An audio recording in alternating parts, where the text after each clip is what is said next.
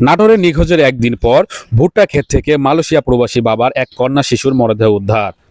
নাটোরের বড়াইগ্রাম নিখোঁজের একদিন পর উপজেলার পাবনা সীমান্তবর্তী গারপা গ্রামের একটি ভুট্টা ক্ষেত থেকে জুই নামে 7 বছরের এক কন্যা শিশুর মরদেহ উদ্ধার করেছে পুলিশ।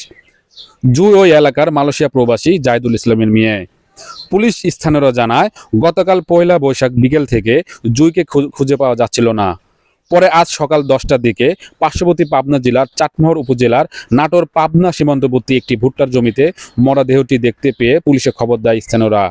পরে পুলিশ ঘটনাস্থলে গিয়ে মরদেহ উদ্ধার করে। স্থানীয়দের দাবি, শিশুটাকে ধর্ষণের পরে হত্যা করা হয়েছে, তবে পুলিশ এই বিষয়ে কোনো কিছু জানায়নি।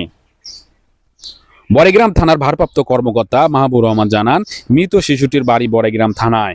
পাশাপাশি মরদেহ পাওয়ার ঘটনাটি সীমান্তবর্তী এলাকায়।